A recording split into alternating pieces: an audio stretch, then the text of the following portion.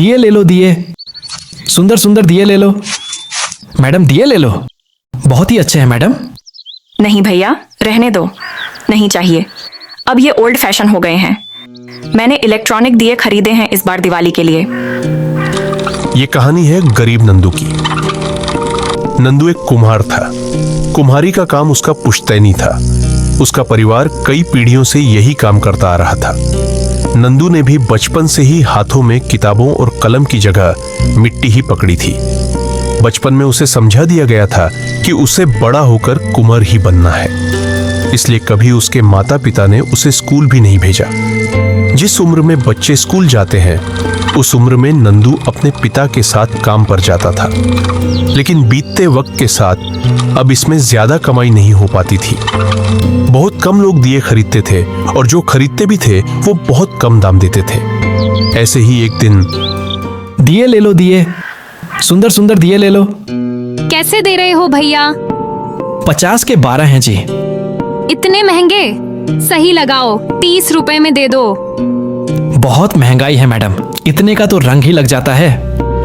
भैया देनी हो तो दो, वरना रहने दो। नहीं नहीं, रुकिए मैडम, आप ले जाइए। सुबह से बोहनी तक नहीं हुई है, आप ले जाइए। पहले वक्त कुछ और था। दिवाली पर दियों से अच्छी कमाई हो जाती थी। लेकिन बदलते वक्त और बाजारों में चाइनीज आइटम्स के बढ़ते चलन ने नंदू का काम लगभग ठप ही कर दिया था। नंदू ये सब समझता था, इसीलिए वो अपने बेटे को पढ़ाना चाहता था। वो दिन रात मेहनत करता था, लेकिन फिर भी वो अपने बेटे को 2 वक्त का खाना और ढंग के कपड़े तक नहीं दे पाता था। ऐसे में अच्छी पढ़ाई तो दूर की बात थी। बस इसी उधेड़बुन में नंदू का वक्त निकलता जा रहा था। छोटू, ओ बेटा छोटू, कहाँ है? यहाँ हूँ पापा।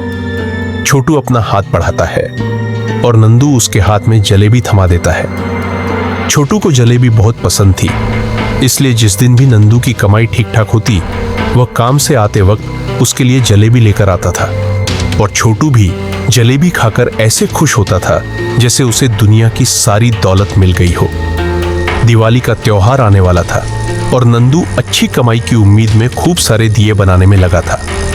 एक दिन नंदू पड़ोसी दुकान वाले से, भैया बाजार में भीड़ तो है, लेकिन कोई दिया लेने क्यों नहीं आ रहा? अरे ये जगमग जगमग लाइटें जो आ गई हैं मार्केट में, और बिजली से जलने वाले दिए भी तो हैं, वो देखो। अब कोई खरीदना नहीं चाहता भैया, मिट्टी के दिए। नंदू उदास हो जाता है। बाजार में खड़े रहकर नंदू के दिए नहीं बिकते तो वह घर घर जाकर दिए बेचने का फैसला करता है। दिए ले लो, दिए। सुंदर सुंदर दिए ले लो।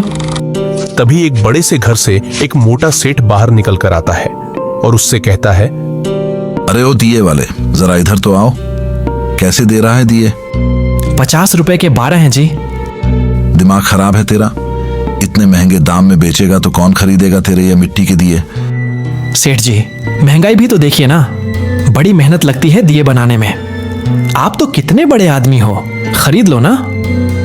चल दफा हो यहाँ से। वैसे भी आजकल कोई नहीं खरीदता ये दिए। अब तो चाइनीज लाइट का जमाना है। नहीं नहीं सेठ जी, दिवाली रोशनी का त्योहार है और असली रोशनी तो इंदियों से ही होती है। राम जी जब अयोध्या आए थे तो दिए ही तो जलाए थे सबने। सच तो ये है कि इंदियों के बिना दिवाली अधूरी है सेठ जी। मुझे ज्यादा ज्ञान मत दे। अपना कबाड़ उठा और चलता बन। इतने में तो मैं लाइट ले आऊंगा। ना तेल का झंझट, ना बत्ती का।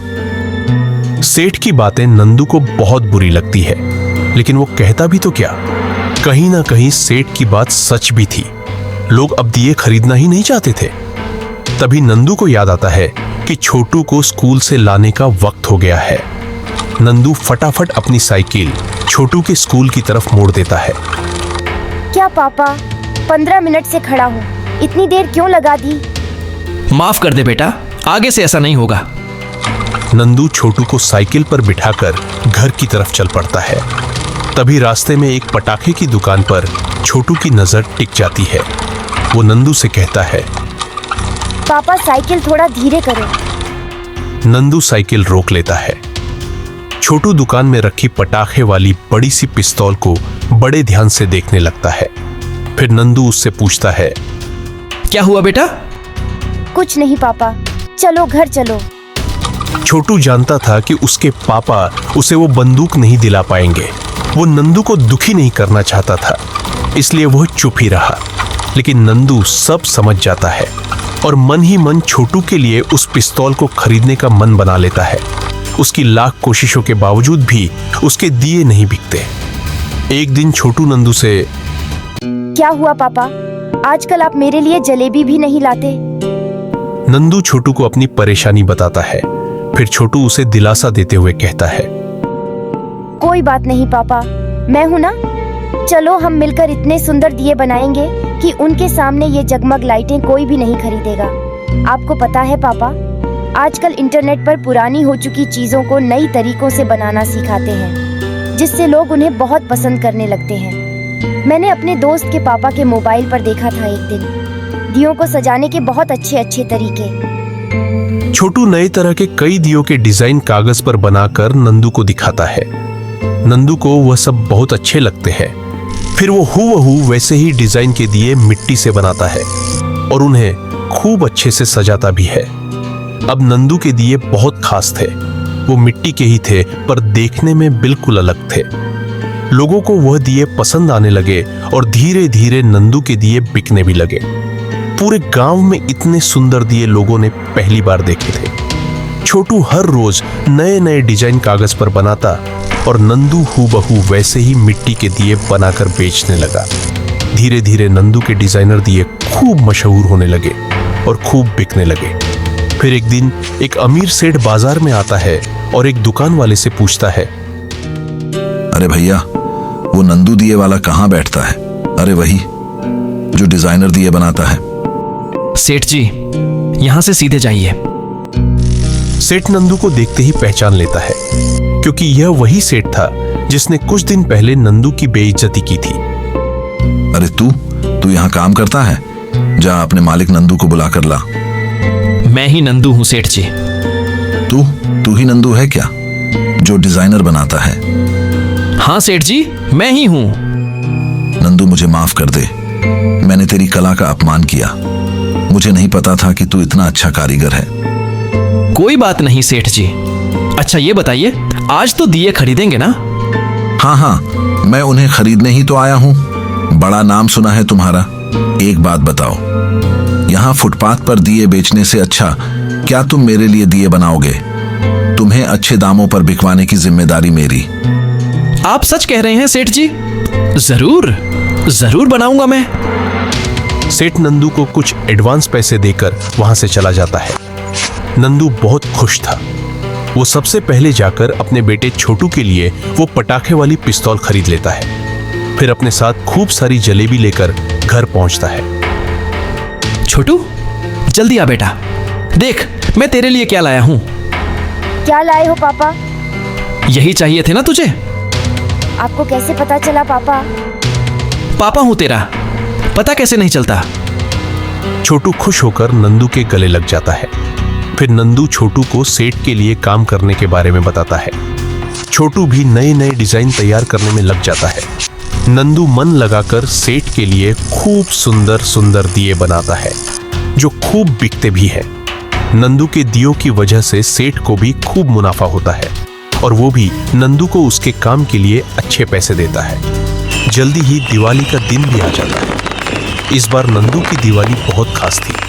वो अपने पूरे घर को अपने डिजाइनर दियों से सजाता है। फिर सेठ के घर को भी सजाता है और उससे कहता है, सेठ जी देखिए ना, इन दियों की रोशनी में जो बात है वो बिजली की लाइटों में कहां? सही कह रहे हो नंदू, ये दिवाली वाकई खास है। तुमने अपने हुनर से मेरे गुरूर को खत्म किया है। यही तो बुराई पर अच्छाई की जीत है। मुझे मेरे बर्ताव पर आज भी पछतावा है। मैं तुम्हारे लिए कुछ और भी करना चाहता हूं नंदू। जी सेठ जी, नहीं, आप मेरे काम के मुझे अच्छे पैसे दे रहे हैं, इतना ही काफी है मेरे लिए। नहीं नंदू, तुम और तुम्हारा बेटा कमाल के हो। मैं एक नया बिजनेस शुरू करने की सोच रहा हूँ, दियों के साथ मिट्टी के डिजाइनर बर्तनों और सजावट के सामान का। तो क्या तुम उस बिजनेस में भी मेरी मदद करोगे? लेकिन इस बार कारीगर बनके नहीं, बल्कि मेरे पार्टनर बनकर। जी क्या? लेकिन मैं कैसे सेठ जी?